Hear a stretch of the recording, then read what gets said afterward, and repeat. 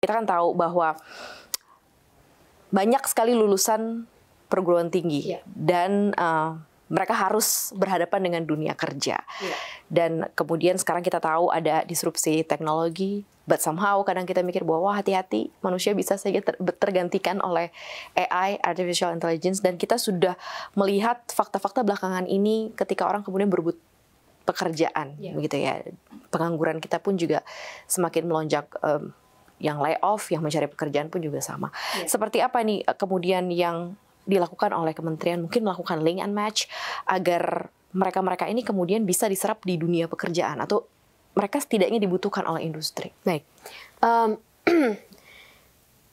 kalau kita hanya berbicara tentang link and match, itu akan menjadi suatu program yang semu. Artinya sekarang mungkin bisa terjadi, tetapi nanti 1 tahun lagi sudah hilang atau 2 tahun atau dengan sebentar itu hilang. Jadi link match ini dari secara konsep memang selalu kita dengar di mana-mana. Tapi kalau menurut pendapat saya kita harus melakukan perubahan sistem. Apa yang saya maksud perubahan sistem? Yang pertama,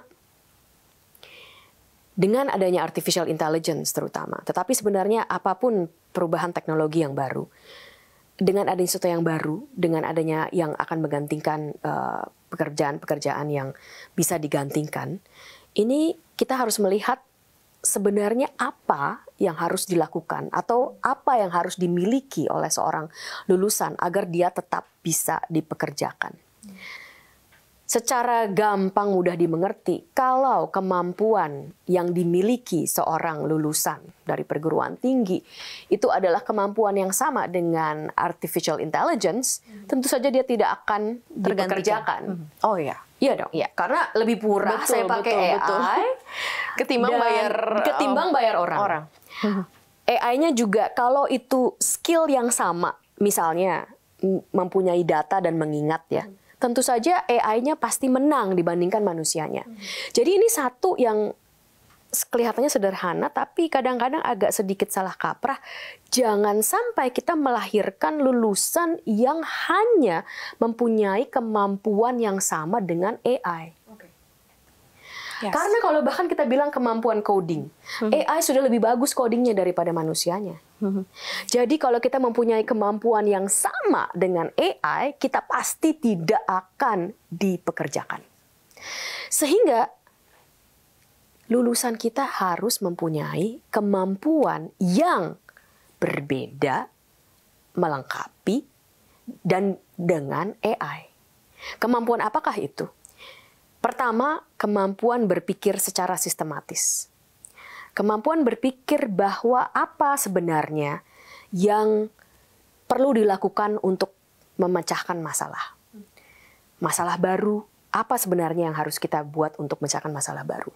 Kalau kita hanya berdasarkan prosedural, AI jauh lebih jago daripada kita. Tapi kalau kita bisa memecahkan masalah baru dengan melihat peluang-peluang yang ada, misalnya ada produk baru, dan bagaimana memasarkan produk baru ini dengan cara yang semurah-murahnya. Nah, ini adalah suatu kemampuan memecahkan masalah yang akan masih sulit dipunyai oleh artificial intelligence.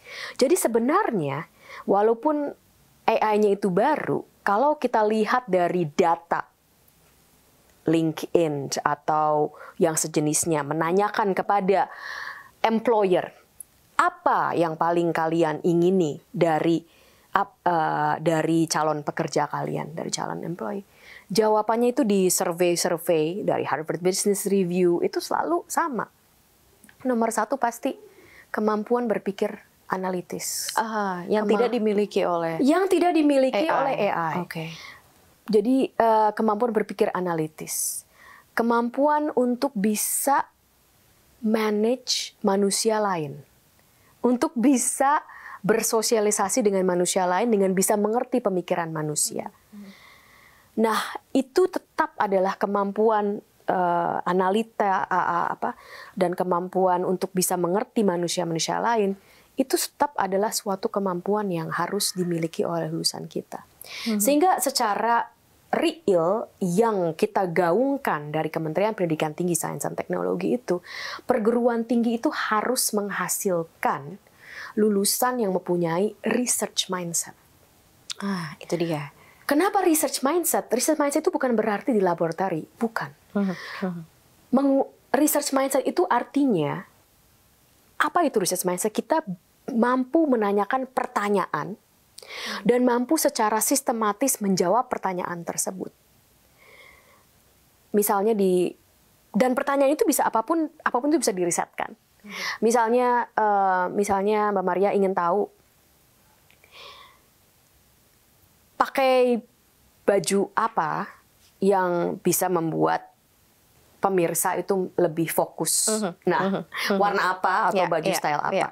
Itu bisa dirisetkan. Nah, tapi bagaimana cara meriset itu? Nah, itulah yang buat riset mindset. Jadi bisa dimengerti kalau kita mempunyai riset mindset itu kita bisa bekerja di mana saja. Termasuk kita akan bisa mampu bagaimana menggunakan AI-nya untuk memecahkan masalah distribusi dari barang. Misalnya. Nah, itulah yang sebenarnya skill yang harus tetap, kemampuan dan yang harus tetap ada. Itu nomor satu yang kita tekankan, research mindset. Jadi harus diperbanyak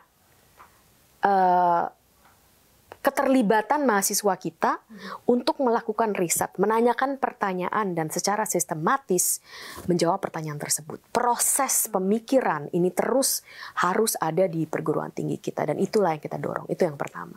Perlu nggak itu untuk ada semacam kurikulum atau memang ruang gitu di setiap kampus agar level of awareness-nya untuk ya mereka melakukan more than kayak lebih dari sekedar kuliah gitu ya, bahwa ini harus ada riset, ada sesuatu, itu perlu nggak Prof menuju ke sana? Apa mungkin ekosistemnya pun juga sebenarnya sangat perlu, sudah ke sana? Sangat perlu, tetapi sebenarnya ini adalah bagian yang organik dari perguruan tinggi, tetapi mungkin yang masih belum atau masih bisa dioptimalkan di Indonesia.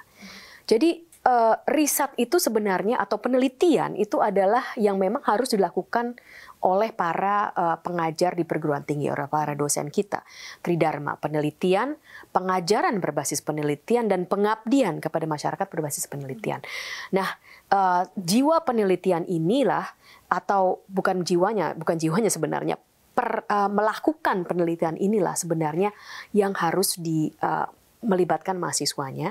Dan tadi kalau kita bicara kelas dan kurikulum, akan sangat baik sekali sebenarnya kalau waktu melakukan penelitian itu sebenarnya menjadi SKS. Dan itu memang kita universitas bebas untuk melakukan itu ya. Dan kita sarankan. Itu sangat perlu sekali. Oke. Iya, tetapi ada yang kedua yang untuk bisa menjamin tadi balik ke pertanyaan. Mereka bisa terserap di industri. Terserap ya di industri. Di kementerian dan kebetulan saya langsung yang memang sangat berkecimpungan dibantu oleh tim seluruh kementerian memang adalah yang kita sebut industri vokasi industri. Apa ini?